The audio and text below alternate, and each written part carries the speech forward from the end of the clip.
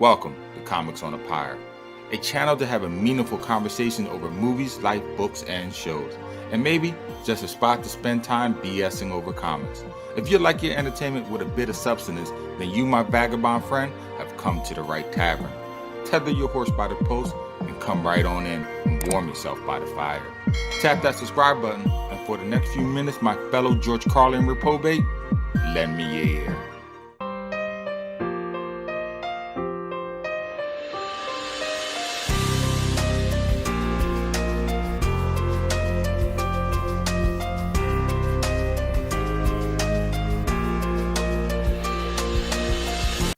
It's a story as old as time, about murder, power, and the lurid temptations of sexual desire. United States Senator Whit Crane is the next vice president hopeful. On paper, he is the ideal candidate. He has a clean record, no DUIs, and goes to church every Sunday. A beautiful wife who adores him, and 2 loving kids. What else could a man want? Sad to say, though, a man's desires often exceed his basic needs, and he will eventually give in to his carnal appetites. The same was said to be true about even the greatest of men, JFK and Dr. King in later days. But in this day, in the age of cameras and cell phones being everywhere, the lens of the paparazzi adjusts around every corner, and even hidden in your neighbor's bushes, forever ready to leap out and capture a picture of you in the most inappropriate of times, under the most scandalous of conditions. And then it's all over for you. Your political career ends in scandal, your marriage broken by infidelity, and your public persona forever tarnished with the stain of betrayal. Of that exact moment in your life, it may seem impossible to keep living. And this is where our story truly starts, comics lovers. As the son of a famous politician finds his father dead with a smoking gun in his hand. The situation, though, doesn't seem so cut and dry. It appears that this is no simple suicide, as Senator's son Nick Crane receives a tip from a secret source disclosing to him who the true murderer of his father is.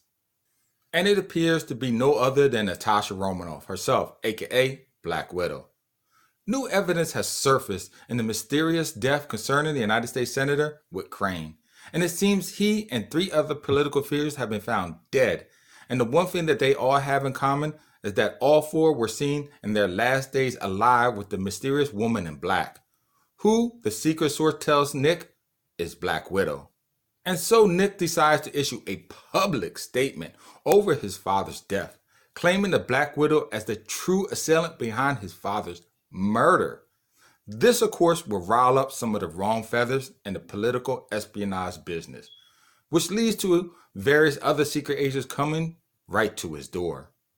They too want to know this secret informant, who they are, how much do they know about this political figure's death, and most of all, can they connect anyone to his demise?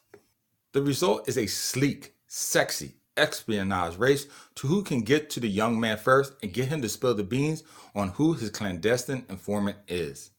This story builds up quite nicely, as I am gently surprised in some parts on exactly who to trust. And even though on other plots I had a strong idea of what was going on. Though I must say Natasha doesn't disappoint. She always manages to keep a cool demeanor while in the heart of action.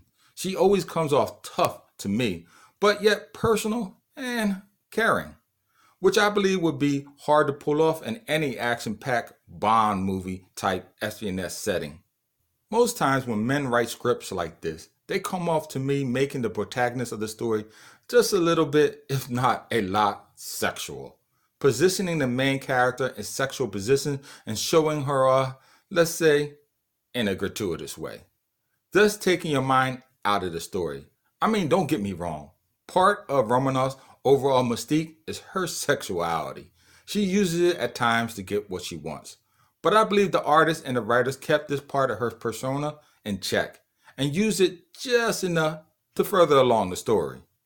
The story itself even goes into this particular ploy of female secret agents, calling it the Badger Game, which is a technique where a pretty lady is able to gain access to a target, focus his attention on his sexual desires for the girl, and thereby making him lower his guard, so she or another agent can neutralize him.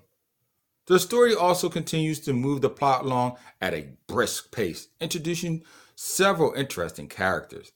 Kate Horsley, aka Fatale, which seems to be the assassin at first, but winds up to be something else entirely, along with two other characters as well.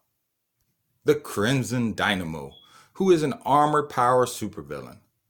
Now, many people throughout this character's history have worn this armor, so I don't know who the operator's real name truly is. But what I do know is that it's surprised to see that this character is normally an Iron Man adversary, and so to come up against her was a little bit surprising, and delightful I may add. Also, how Black Widow defeats him, I would say was lackluster. Now, the last character note is someone that I have never even heard of. Phantasm. Apparently her powers are the abilities to render lifelike and realistic illusions. They are so real, in fact, that if you didn't know better, your mind to some extent, to some level, allows you to feel the illusion in which you are seeing. Pretty interesting to say the least. Anyway, on the last note, I did like the ending. It seemed fitting, as Nick gets closure and reconciled with his father's death, stating he realizes now that we are all humans and we all have our own individual flaws.